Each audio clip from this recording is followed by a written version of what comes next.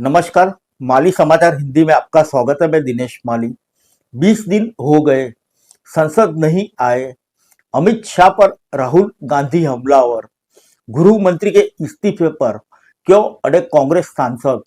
राहुल गांधी ने NEET UG paper leak के खिलाफ 20 जुलाई को दिल्ली के जंतर मंतर पर प्रदर्शन कर रहे छात्रों पर हुई पुलिस कार्रवाई को लेकर केंद्रीय गृह मंत्री अमित शाह पर निशाना साधा है। उन्होंने अमित शाह की चुप्पी पर सवाल उठाते हुए या तो पुलिस कार्रवाई की मंजूरी देने या फिर घटना की जानकारी न होने की स्थिति में उन्हें अक्षम बताया और गृह मंत्री पद से इस्तीफे की मांग की। इसके साथ ही राहुल गांधी ने सुप्रीम कोर्ट की निगरानी में जांच की मांग भी दोहराई है।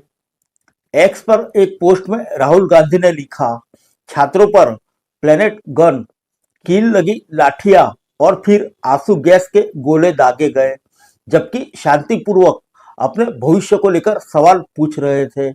महिला प्रदर्शनकारियों को पुलिस कर्मियों ने पीटा। कई महिलाओं के निजी अंगों पर चोटें आई। नाबालिग की हड्डियां टूट गई। मोदी सरकार को सवालों का जवाब इसी तरह देती है। उन्होंने आगे कहा, लगभग 20 दिन बीत चुके हैं और अमित शाह इस मामले पर जवाब देने के लिए संसद नहीं आए हैं। चर्चा की मांग को लेकर विपक्ष की ओर से दिए गए हर प्रस्ताव को खारिज कर दिया गया है। उनकी चुप्पी कोई चूक नहीं है, बल्कि यह हिंसा की मंजूरी देने जैसा है। वे या तो दोषी है या फिर अक्षम। हम सुप्रीम कोर्ट के निगरानी में जांच की मांग करते हैं। जब तक उन्हें जवाबदेह नहीं ठहराया जाता, हम लड़ना बंद नहीं करेंगे। लेख में कांग्रेस नेता ने घायल प्रदर्शनकारियों से अपनी मुलाकात का भी जिक्र किया। केंद्र सरकार पर निशाना साधते हुए उन्होंने कहा कि सरकार में सत्ता का केंद्रीकरण है और 20 जुलाई को दिल्ली के जंतर मंतर पर तैनात सुरक्षा बल सीधे गृह मंत्री को रिपोर्ट करते हैं। राहुल गांधी ने इस पूरे मामले में दो संभावनाएं गिनाई है। पहली यह कि अमित शाह ने पुलिस कार्रवाई का आदेश दिया हो। दूसरी यह कि उन्हें इस बात की कोई जानकारी नहीं थी कि ऐसा कुछ हो रहा है।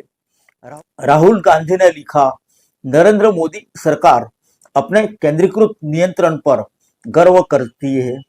चाहे मंगल मिशन हो या ओलंपिक पदक, सरकार बार बार यह दावा करती है कि इसका श्रेय प्रधानमंत्री मोदी और गृह मंत्री अमित शाह को जाता है। उनकी मंजूरी के बिना कुछ नहीं होता। यह हिंसा दिल्ली के बीचों बीच संसद से बमुश्किल 500 मीटर दूर हुई है। वहां तैनात दोनों सुरक्षा बल, दिल्ली पुलिस और रैपिड एक्शन फोर्स सीधे गृह मंत्री को रिपोर्ट करते हैं। राहुल गांधी ने संसद में बयान नहीं देने को लेकर गृह मंत्री अमित शाह की आलोचना की। उन्होंने कहा कि सिर्फ दो ही संभावना है। पहले उन्होंने छात्र पर हमला करने की मंजूरी दी, ऐसे में वे दोषी है। दूसरी यह कि इस बात की जानकारी उन्हें नहीं थी। ऐसा हो रहा है तो इसका मतलब है कि वह पूरी तरह से अक्षम है। किसी भी स्थिति में गृह मंत्री के तौर पर उस दिन जो हुआ उसकी जिम्मेदारी उन्हीं की है और उन्हें इस्तीफा देना चाहिए। कॉलम में राहुल गांधी ने लिखा, इसके उलट उनके कुछ न कहने से यह साबित होता है कि वे छात्रों पर हुए हमलों का समर्थन करते हैं। उन्होंने न केवल जांच का आदेश दिया और न ही कोई बयान जारी किया, उन्होंने संसद में आने और पेश किए गए प्रस्ताव पर बात करने से इनकार कर दिया। कांग्रेस और एनडीए गठबंधन संसद में अमित शाह के बयान की मांग कर रही है। इस मुद्दे को लेकर विपक्षी दलों ने सदन के भीतर और बाहर विरोध प्रदर्शन भी किया है। फिर मिलेंगे अगले बुलेटिन में अन्य किसी खबर के साथ। तब तक के लिए इजाजत दीजिए। नमस्कार।